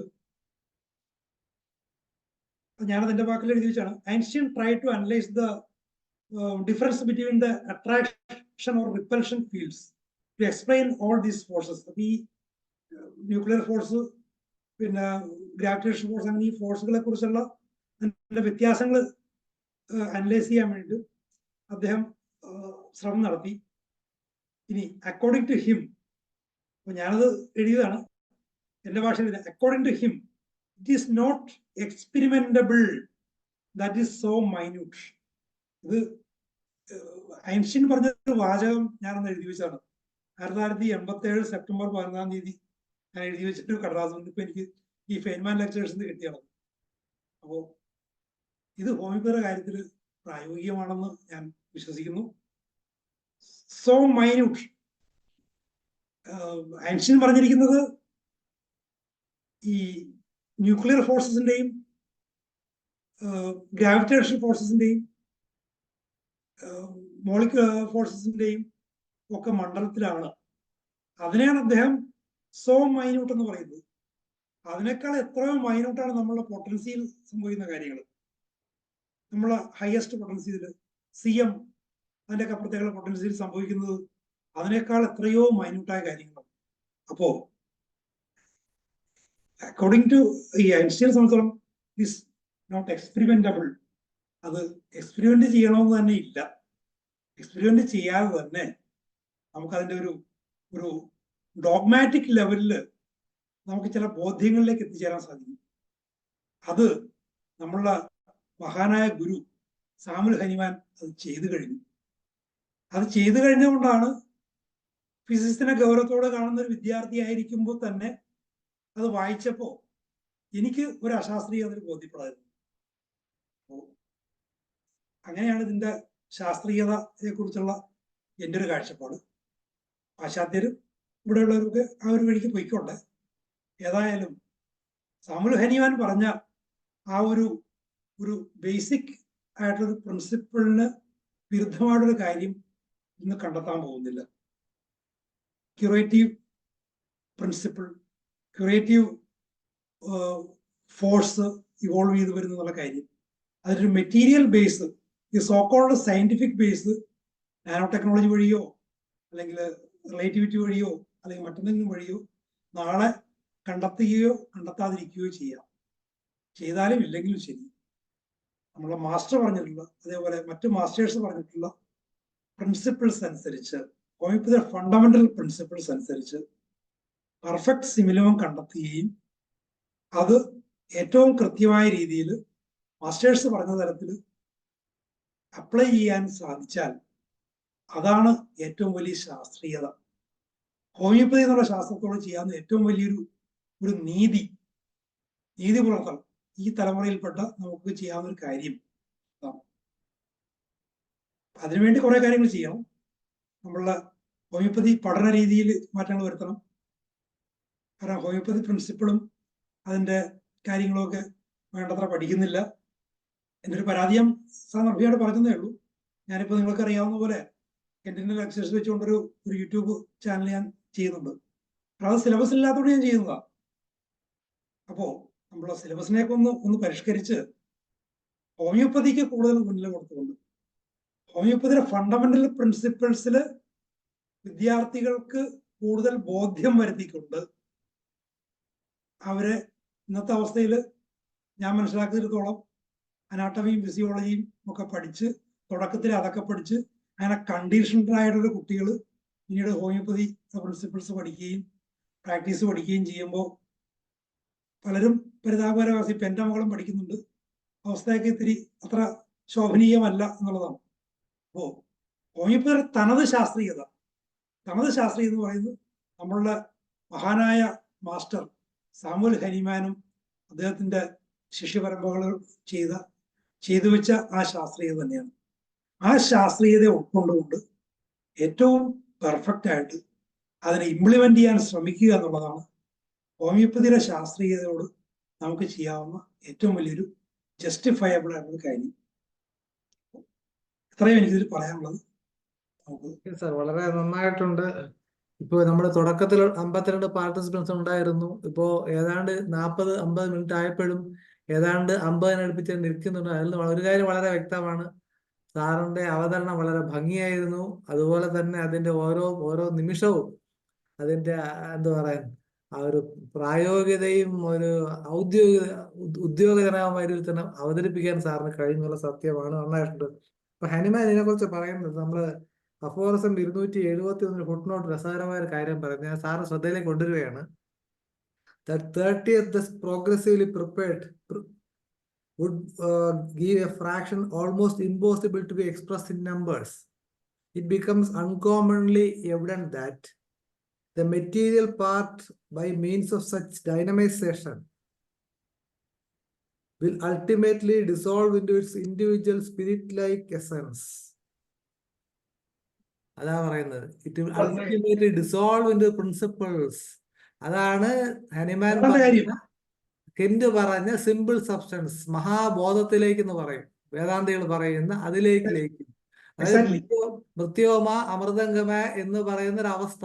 പക്ഷെ സാറ് പറഞ്ഞ പോലെ അത്രത്തോളം ഹയർ ഫാക്കൽറ്റി ഉള്ളവർക്ക് മാത്രമേ അത് മനസ്സിലാവുള്ളൂ. മഹാത്മാഗാന്ധിക്ക് മനസ്സിലായി, ഐൻസ്റ്റീന് മനസ്സിലായി, പിന്നെ സാറിനെ പോലുള്ളവർക്കും APJ അബ്ദുൽ കലാമിനെ പോലുള്ള കുറെ KR നാരായണൻ, അങ്ങനെ വളരെ രവീന്ദ്രനാഥ് ടാഗോർ, അപ്പൊ ചിന്തിക്കുന്ന കുറെ ആൾക്കാർക്കും ഒന്നും ചിന്തിക്കാത്ത പ്രാക്ടിക്കലായിട്ട് ഉപയോഗിക്കുന്നവർക്ക് നിത്യനേതിക്ക് മനസ്സിലായി. കാരണം എന്താണ്, അദ്ദേഹം ആ ലെവലിൽ ഒരാളായിരുന്നു. ഹോമിയോപ്പതിയുടെ ഏക ലിമിറ്റേഷൻ എന്ന് പറയുന്നത് അത് തന്നെയാണ്. നമുക്ക് ചർച്ചയിലേക്ക് പോകാം. ഹരിഹരൻ സാറിനെ സ്വാഗതം ചെയ്തു. ഹരിഹരൻ സാറെ സംസാരിക്കുന്നു. ഞാൻ മുഴുവൻ കേട്ടു. അങ്ങയുടെ ലെക്ചറിങ് കംപ്ലീറ്റ് ഞാൻ കേട്ടു. എനിക്ക് അറിയാനുള്ളത് എന്താന്ന് വെച്ചാൽ, ഈ എനർജിയുടെ utmost final part, I mean the quantum physics, ഈ സ്പേസ് ടൈം റിലേഷൻസ്, അതിനെപ്പറ്റി ഒന്ന് വിശദീകരിക്കാമോ സാർ? ക്വാണ്ടം പ്രിൻസിപ്പിളും ഇവിടെ വരാം. ഞാൻ സമയത്തിന്റെ ഒരു വിഷയമുള്ളതുകൊണ്ട് ഞാൻ അത്തരം കാര്യങ്ങളിലേക്ക് ഞാൻ പോയില്ലെന്നേ ഉള്ളൂ. ഞാൻ അവസാനം പറഞ്ഞില്ലേ, ഈ എനർജി എന്ന് പറയുന്നത് ഒരിടത്ത് ഒതുങ്ങിയിരിക്കുന്ന സംഭവമല്ല. നമ്മളെ സംബന്ധിച്ചോളം ഒരു പൊതി, ഒരു 10m പൊട്ടൻസി ഉള്ളൊരു സൾഫർ എന്തിക്കട്ടെ, അത് കൊടുക്കുമ്പോൾ ഈ ഒരു എനർജി അതിൽ കണ്ടെയ്ൻ ചെയ്യണമല്ലോ. അത് വർഷങ്ങളോളം ഇരിക്കും. അത് എങ്ങനെയാണെന്നൊരു വിഷയമുണ്ട്. അതിനെക്കുറിച്ച് ചിന്തിച്ചു കഴിഞ്ഞപ്പോൾ ഇപ്പോൾ സാറ് പറഞ്ഞ ഒരു വിഷയമാണ് എൻ്റെ മനസ്സിലേക്ക് വന്നത്. ഈ ക്വാണ്ടം പ്രിൻസിപ്പിളിനെ നമുക്ക് അങ്ങോട്ട് ചിലപ്പോൾ കൊണ്ടുവരേണ്ടി വന്നേക്കാം. അപ്പൊ അത് ഒരു പ്രശ്നമല്ലത്. അത് നമുക്ക് വേണമെങ്കിൽ അപ്ലൈ ചെയ്യാവുന്നതാണ്. കാരണം ഊർജത്തിന്റെ ഒരു അടിസ്ഥാന ഭാവമാണ് ഒരു ദ്വന്ദ്വം. നമ്മൾ ഈ അദ്വൈതം എന്നൊക്കെ പറയില്ലേ, അദ്വൈതം തന്നെയാണത്. ഈ പിന്നെ മാറ്റർ വേവ് എന്ന് ഞാൻ നേരത്തെ പറഞ്ഞത് മറ്റൊരു വിഷയമാണ്. ദ്രവ്യവും ഊർജവും രണ്ടും ഒന്നിന്റെ പരമമായ ഒരു സത്തയുടെ രണ്ട് ഭാവങ്ങളാണ്. അത് രണ്ടല്ല, ഒന്ന് തന്നെയാണ്. അപ്പൊ ഈ ക്വാണ്ടം എന്ന് പറയുമ്പോൾ നമുക്ക് ചില കാര്യങ്ങൾ നമുക്ക് വിശദീകരിക്കാൻ ഊർജത്തിനെ ഒരു മാറ്ററായിട്ട്, ഒരു മെറ്റീരിയൽ ലെവലിൽ, ഒരു പാർട്ടിക്കിളായിട്ട് നമുക്ക് കാണേണ്ടി വരും. നമ്മളൊക്കെ പഠിച്ചിരുന്ന പോലെ നമ്മളെ ഈ ഫോട്ടോ ഇലക്ട്രിസിറ്റി, നമ്മൾ ഇന്നിപ്പോ എല്ലാ പുറത്തുള്ള ഫോട്ടോവോൾട്ടായിക് സെല്ല്, അത് പ്രവർത്തിക്കണമെങ്കിൽ സൺലൈറ്റിനെ ഒരു വേവായിട്ട്, ഇലക്ട്രോമാഗ്നറ്റിക് വേവായിട്ട് സങ്കല്പിച്ചാൽ പോരാ, അതിനെ പാർട്ടിക്കിളായി സങ്കല്പിക്കണം. ഐൻസ്റ്റീന്റെ നോബൽ സമ്മാനം കിട്ടിയ പ്രിൻസിപ്പിൾ അതാണ്. അപ്പോൾ ക്വാണ്ടം മെക്കാനിക്സ് എന്ന് പറയുന്ന വിഷയം അവിടെ വരുന്നുണ്ട്. അതിന് ഹോമിയോപ്പതിയിൽ വളരെ പ്രധാനപ്പെട്ട ഒരു ആപ്ലിക്കേഷൻ ഉണ്ടായേക്കാം. അത് ചിന്തിക്കേണ്ട ഒരു വിഷയമാണ്. അത് കൂടുതൽ ആ വഴിക്ക് ആരെങ്കിലും പോയാലേ രക്ഷയുള്ളൂ. എന്നെ സംബന്ധിച്ചോളം എൻ്റെ ഒരു പ്രതിസന്ധി എന്ന് വെച്ചാൽ, ഞാൻ പഠിച്ചത് ഫിസിക്സ് മാത്തമാറ്റിക്സ് ആണെങ്കിലും ഞാൻ ഗവേഷണം നടത്തിയതോടുകൂടി ഞാൻ പിന്നീട് മീഡിയയിലേക്ക് തിരിഞ്ഞു. സർ, ഈ നോബൽ ലോറിയേറ്റ് കാപ്രയുടെ ഒരു പുസ്തകമുണ്ട്, കോസ്മിക് ഡാൻസ്. സാറ് കേട്ട് കാണും, വായിച്ചും കാണുമെന്ന് എനിക്ക്. അതിനകത്ത് ഒരു കോസ്മിക് ഡാൻസ് എന്ന് പറഞ്ഞ് എനിക്കത് ശരിക്കും, ബിക്കോസ് എനിക്ക് അതിനകത്ത് ശരിക്കും മനസ്സിലായിട്ടില്ല. എന്നാലും ഞാൻ അതിന്റെ ചില ഭാഗങ്ങളൊക്കെ നോക്കിയിട്ടുണ്ട്. അപ്പൊ അതിനകത്ത് പറയുന്ന ഈവൻ അവർ ലുക്ക് ഈവൻ നമുക്ക് ഒരിക്കലും സ്റ്റാറ്റിക് അല്ല. ഒരു നോട്ടം കൊണ്ട് പോലും അതിങ്ങനെ മാറിക്കൊണ്ടിരിക്കും പോലും. അത് അങ്ങനെ ഒരു സിറ്റുവേഷൻസ് ഈ ക്വാണ്ടം പ്രിൻസിപ്പിൾ ഇല്ലേ? ക്വാണ്ടം പ്രിൻസിപ്പിളിനോടൊക്കെ ബന്ധപ്പെടുത്താം. അത് കയോസ് തിയറി എന്ന് പറയുന്ന വേറൊരു വിഷയം അതിലുണ്ട്. കയോസ് തിയറി അനുസരിച്ച് കൊണ്ടുള്ള ഒരു വിശദീകരണമാണ്. ഒരു ശലഭത്തിന്റെ ചിറകടി പോലും നമ്മളൊരു വിശദീകരണത്തിൽ വീശിയാൽ, ഫാൻ ഓൺ ചെയ്താൽ പോലും ആ ഒരു നിസ്സാര ചലനത്തിൽ പോലും ഈ പ്രപഞ്ചത്തിൽ ആകമാനം അതിനൊരു ഇമ്പാക്ട് ഉണ്ട് എന്നുള്ളൊരു പ്രിൻസിപ്പിളാണത്. അത് കയോസ് തിയറി എന്ന് പറഞ്ഞ വേറൊരു തിയറി വേറെ തരത്തിൽ ഡെവലപ്പ് ചെയ്ത് പോയിട്ടുണ്ട്. സാറേ ഈ ടൈമും സ്പേസും അതായത് ഈ രണ്ടും കൂടെ ഒരുമിക്കുന്ന ഒരവസ്ഥ ഉണ്ടോ, അതോ ഇത് ഒന്നിനെ ഓവർകം ചെയ്യുന്ന അവസ്ഥയുണ്ടോ? ഞാൻ ഡോക്ടർ സുദർശന്റെ ടക്കിയോൺസിനെ കുറിച്ച് ഞാൻ വായിച്ചിട്ടുണ്ട്. അത് പക്ഷെ അതൊരു സയൻസ് കമ്മ്യൂണിറ്റി അംഗീകരിച്ചിട്ടില്ലെന്ന് എനിക്ക് തോന്നുന്നേ. അതെ, അതൊക്കെ ഈ ഫ്രിജോ കാപ്രയുടെയും സുദർശന്റെയും ഒരു കാര്യം പറഞ്ഞാല് അവർക്ക് ഫിസിക്സിൽ നല്ല ഫൗണ്ടേഷൻ ഉണ്ട്. പക്ഷെ പിന്നീട് അങ്ങ് പോകുമ്പോഴേക്കും അവര് ഒരു എന്താ പറയുക, ഒരു നിയന്ത്രണം വിട്ടു പോകുന്ന ഒരു ലെവലിലേക്ക് ഇവരൊക്കെ പോയിട്ടുണ്ട്. കാപ്രയാണെങ്കിലും ആ ഒരു ഫിലോസഫി അല്ലെങ്കിൽ ഒരു എന്താ പറയുക മിത്തോളജിയെ കൂടുതൽ ആശ്രയിക്കുന്ന ഒരു ലെവലിലേക്ക് ഈ കാപ്രയും ഈ സുദർശനൊക്കെ പോയിട്ടുണ്ട്. അതുകൊണ്ട് തന്നെയാണ് ഇവർക്ക് ഈ സുദർശനൊക്കെ നോബൽ സമ്മാനം കിട്ടാതെ പോയതിന് കാരണം അതാണ്. അദ്ദേഹം ആ ഒരു സയൻസിന്റെ രീതിയിലല്ല പോയത്. അതിനൊരു വിഷയമുണ്ട്. എന്തായാലും വളരെ ഗഹനമായ വിഷയമാണ് ഹരിഹരൻ സാർ ഉയർത്തി വിട്ടത്. നമുക്ക് ഈ ഒരു ദിവസങ്ങളിൽ ചർച്ചയ്ക്ക് വെക്കാമെന്ന് കരുതുന്നു. നമുക്ക് ഒരുപക്ഷെ എനിക്ക് നിത്യചൈതന്യ ഊർജ്ജ താണ്ഡവം എന്നൊരു പുസ്തകം എഴുതുന്നത് ഇതിനെ കുറിച്ചായിരിക്കും എന്ന് തോന്നുന്നു. നമുക്ക് സലിംകുമാർ ഡോക്ടറിലേക്ക് പോകാം. സലിംകുമാർ ഡോക്ടറെ. ഹലോ അൽബി സാറേ. നമസ്കാരം സലിം. ഞാൻ ബാബുച്ചേട്ടന്റെ ഫോട്ടോ പുറകിലിരിക്കണമെന്ന് നോക്കിയത്. ബാബുച്ചേട്ടൻ എപ്പോഴും എന്റെ കൂടെ ഉണ്ട്. പിന്നെ ഞാൻ പലപ്പോഴും ഈ ഹോമിയോപ്പതിയുടെ തിയറിയെ എതിർക്കുന്ന ആൾക്കാരുടെ ആദ്യം തന്നെ പറയാറുണ്ട്, കെമിസ്ട്രിയിൽ തന്നെ ഒരു തിയറി ഉണ്ടല്ലോ, അത് ഹോമിയോപ്പതിയുടെ തിയറി അടുത്തോട് പോകണല്ലേ, Arrhenius theory of dissociation. Increase the dilution, decrease the number of molecules and increase the number of ions. Chemistry കിടക്കുന്ന സാധനമാണ്. അത് അവിടെ മുതൽ തന്നെ ഹോമിയോപ്പതി നമുക്ക് ന്യായീകരിക്കാൻ കിട്ടുന്ന ഒരു സാധനമാണ്. പക്ഷെ അത് പലപ്പോഴും ഇത് അർഗേനിയസ് തിയറി ആരും അങ്ങനെ തൊട്ട് പറയാറില്ല. ഞാൻ അതിനെ കുറിച്ച് അതുകൊണ്ട് ഈ ഡൈലൂട്ട് സൊല്യൂഷൻസിനെ കുറിച്ചുള്ള ഫിസിക്കൽ കെമിസ്ട്രിയുമായിട്ട് ബന്ധപ്പെട്ടുള്ള ഒരു വിശദീകരണമുണ്ട്. പക്ഷെ അവിടെ പ്രശ്നം വെച്ചാല് നമുക്ക് ഈ മാറ്ററിന്റെ ലെവലിൽ നമ്മൾ കിടക്കേണ്ടി വരും എന്നുള്ളതാണ്. നമ്മൾ അതിന് പുറത്ത് കിടന്നാലേ നമ്മൾ ഹയർ പൊട്ടൻഷ്യസിന്റെ കാര്യത്തിൽ നമുക്ക് പറ്റുള്ളൂ. ലോവർ പൊട്ടൻഷ്യസിന്റെ കാര്യത്തിൽ നമുക്ക് ഈ ഡൈലൂട്ട് സൊല്യൂഷന്റെ ആ ഒരു ഫിസിക്കൽ കെമിസ്ട്രി ഇപ്പോ സലികുമാർ പറഞ്ഞ ആ ഒരു ലൈനിൽ നമുക്ക് പോകാം. പക്ഷെ അവിടെയും ഈ ഞാൻ നേരത്തെ പറഞ്ഞ നാനോ ടെക്നോളജിയുടെ ആയിട്ടുള്ള ഞാൻ പറഞ്ഞ ഒരു ലിമിറ്റേഷൻ, ഒരു മാറ്റർ എന്ന് പറയുന്ന ലിമിറ്റേഷൻ വരും. ഞാൻ നേരത്തെ ഈ പ്രോബിലിറ്റിയുടെ കാര്യം പറഞ്ഞില്ലേ, മാറ്ററിന് പിന്നാലെ പോയി കഴിഞ്ഞാൽ ഈ നാനോ പാർട്ടിക്കിൾസും അല്ലെങ്കിൽ ഈ പറയുന്ന പാർട്ടിക്കിൾസ് അയോൺസും മറ്റുമൊക്കെ ഉണ്ടാകാനും ഉണ്ടാകാതിരിക്കാനുള്ള സാധ്യതയുണ്ട്. അപ്പൊ നമ്മളെ ഉണ്ടാക്കുന്ന ഈ ഫാർമസികൾ ഉണ്ടാക്കുന്ന മരുന്നുകളിൽ കുറെ മരുന്നുകൾ കുറെ വയൽസ് യൂസ്ലെസ് ആയിരിക്കും.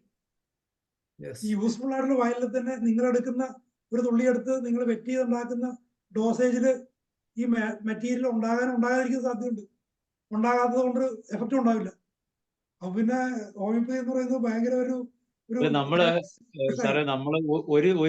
ഒരു തിരി വെളിച്ചത്തിൽ നിന്ന് 1000 തിരി കത്തിക്കുമ്പോ സംഭവിക്കുന്ന ഒരു ഇതുമായിട്ട് ഇതിനെ കമ്പയർ ചെയ്താൽ പോരെ?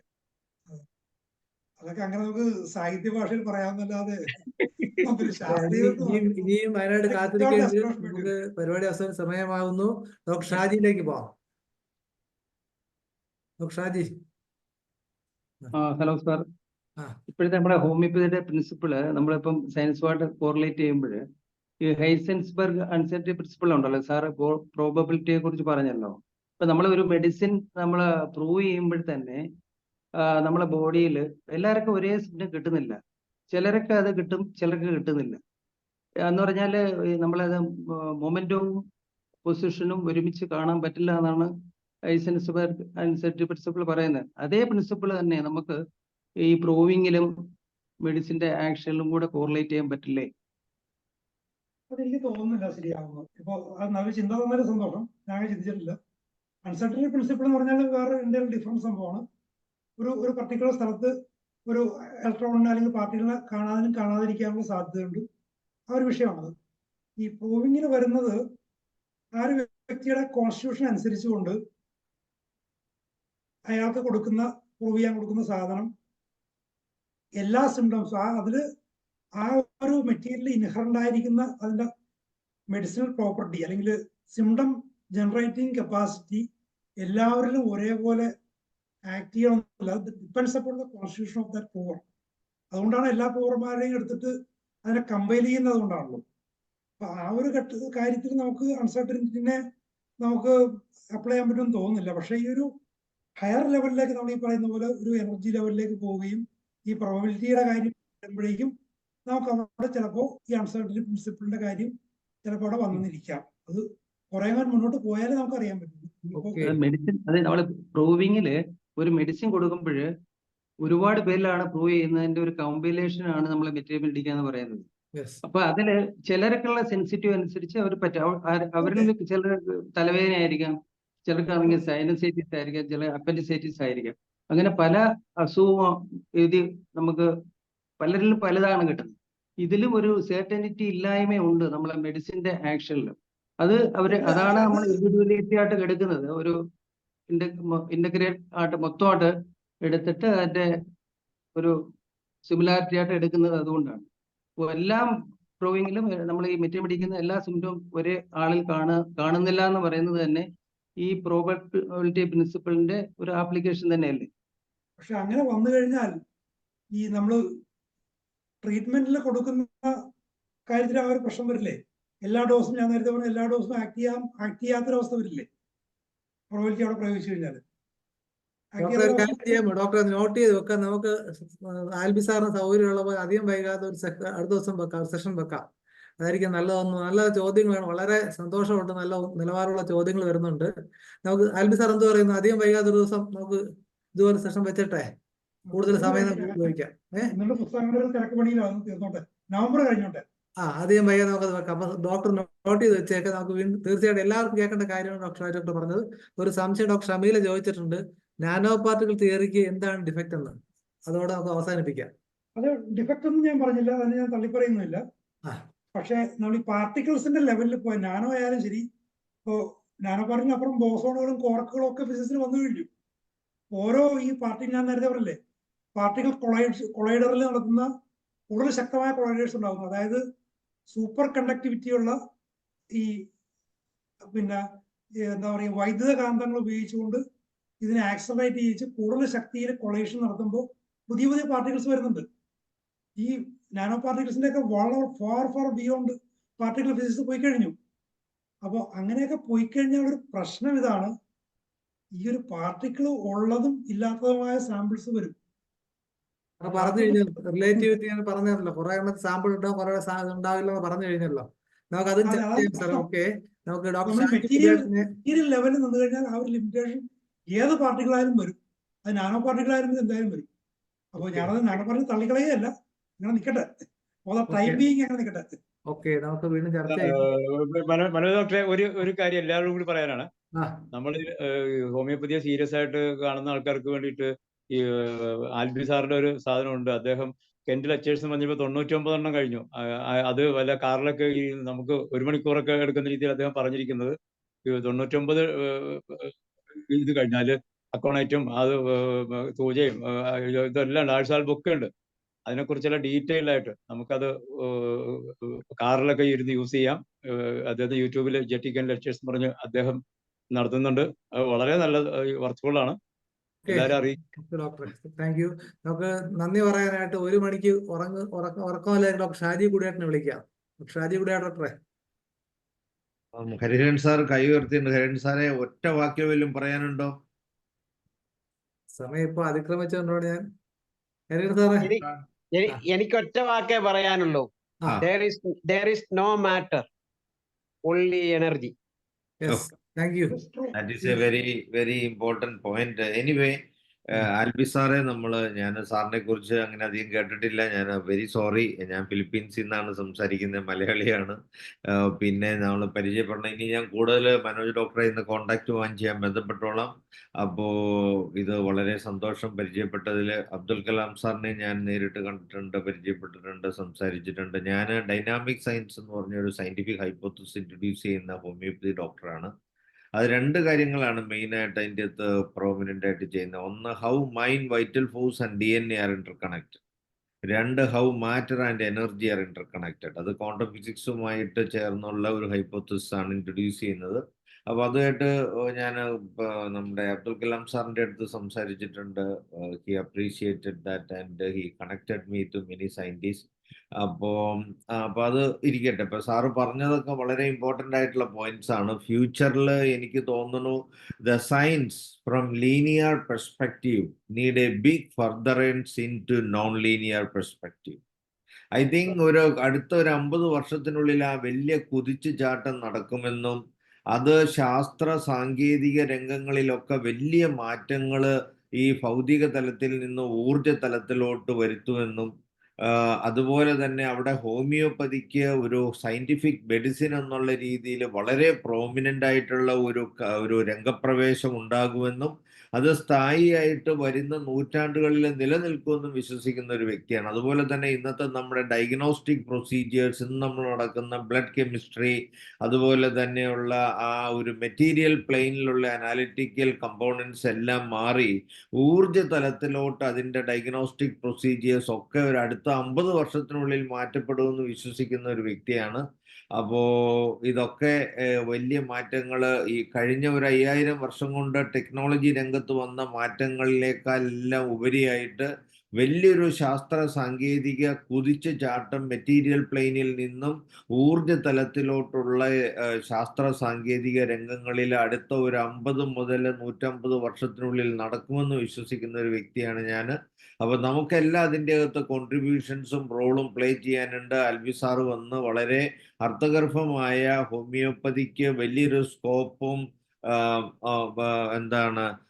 സ്കോപ്പൊക്കെ നൽകുന്ന രീതിയിൽ മനസ്സിലാക്കാനും സംസാരിക്കാനും ഇതൊക്കെ നമുക്കൊക്കെ കേൾക്കാനും ഇടവന്നതിൽ സന്തോഷിക്കുന്നത്. അറേഞ്ച് ചെയ്ത മനോജ് ഡോക്ടറെയും അനുമോദിക്കുന്നു, എല്ലാവരെയും അനുമോദിക്കുന്നു. ഇന്നത്തെ ഈ 1500 ദിവസം നമ്മൾ പൂർത്തീകരിച്ചിരിക്കുകയാണ് നമ്മുടെ ഈ വെബിനാർ. ഇത് കാലഘട്ടത്തിൻ്റെ ഒരു ആവശ്യമായിരുന്നു. കോവിഡ് എന്ന പ്രതിഭാസം വന്നപ്പോൾ കേരളത്തിലെ ചില ഹോമിയോപ്പതി ഡോക്ടേഴ്സ് നമ്മളെല്ലാം കൂടി ഒത്തൊരുമിച്ച് ചെയ്യുന്ന വലിയ ഒരു ചരിത്രപരമായ സംഭവമാണ് ഇത്. ലോകത്തിന് ഒരു വഴികാട്ടിയും വെളിച്ചവുമാണ്. അപ്പോൾ ഞാൻ ദീർഘിപ്പിക്കുന്നില്ല. ആൽബി സാറിനെ ഇവിടെ കൊണ്ടുവരുന്നതിനും പരിചയപ്പെടുന്നതിനും ഈ പ്രഭാഷണം നടത്തുന്നതിനും നമ്മുടെ 1500ാമത്തെ ആഘോഷം നിമിത്തമായി മാറി. ഇത് വളരെ ഇമ്പോർട്ടൻ്റ് ആയിട്ടുള്ളൊരു പോയിന്റാണ്. നമ്മുടെ എല്ലാവരുടെയും പേരിലും IAPHന്റെ പ്രത്യേകം പേരിലും ആൽബി സാറിന് നന്ദി പറയുന്നു. അതുപോലെ തന്നെ ഇനിയും കൂടുതൽ നമ്മൾ കോർഡിനേറ്റ് ചെയ്ത് കോപ്പറേറ്റീവായിട്ട് ഇതിൻ്റെ അകത്ത് കൂടുതൽ പഠനങ്ങൾ നടത്തേണ്ടതുണ്ട്. നമുക്കെല്ലാം അതിന് സാധ്യമാകട്ടെ എന്ന് ആശംസിച്ചുകൊണ്ട് ഈ IAPHന്റെ പേരിൽ ഇതിനു വേണ്ടി പ്രവർത്തിക്കുന്ന, കഠിനാധ്വാനം ചെയ്യുന്ന Dhanesh doctor, Manoj doctor, Hubert doctor തുടങ്ങി ഇതുമായിട്ട് ബന്ധപ്പെട്ട് ഡെയിലി വന്ന് മോഡറേറ്റ് ചെയ്യുന്ന ശൈല ഡോക്ടർ, മറിയമ്മ ഡോക്ടർ എല്ലാവരെയും സ്മരിച്ചുകൊണ്ട് ഇതിൻ്റെ തുടക്കത്തിന് കാരണക്കാരായ എന്നോടൊപ്പം സഹകരിച്ച എഞ്ചിനീയർ സലാഹുദ്ദീൻ എന്ന് പറഞ്ഞ സാധാരണക്കാരനായ ഒരു എഞ്ചിനീയറെയും, അതുപോലെ തന്നെ ബിലാല്, അതുപോലെ തന്നെ നമ്മുടെ ഫിറോസ് തുടങ്ങി എല്ലാവരെയും സ്മരിച്ചുകൊണ്ട് ഇങ്ങനെ ഒരു പരിപാടി നമുക്ക് തുടങ്ങാനും നടത്താനും സാധിച്ചതിന് എല്ലാ ദൈവത്തിനും നന്ദി പറഞ്ഞുകൊണ്ട് ഇന്നിവിടെ സംബന്ധിച്ച എല്ലാവരെയും ഒരിക്കൽ കൂടി സ്മരിച്ചുകൊണ്ട് നന്ദി പറഞ്ഞുകൊണ്ട് നിർത്തുന്നു. നന്ദി, നമസ്കാരം. അപ്പോൾ ആൽബി സാറ് അങ്ങയുടെ കൂടെയുള്ള സയന്റിസ്റ്റുകളുടെ ടീമുകളെയും IAPHലേക്ക് കൊണ്ടുവരണമെന്ന് അപേക്ഷിച്ചുകൊണ്ട് ഇതിനകത്ത് അദ്ദേഹത്തെ പരിചയപ്പെടുത്തുന്ന സലിംകുമാർ ഡോക്ടർക്ക് പ്രത്യേകം നന്ദി പറയുന്നു. അതോടൊപ്പം തന്നെ ഇന്നത്തെ പരിപാടിയുടെ അവസാനിക്കുകയാണ്. നാളെ ഇതേ സമയം വീണ്ടും കാണാം എന്ന പ്രതീക്ഷയോടെ നിർത്തുന്നു. നന്ദി, നമസ്കാരം.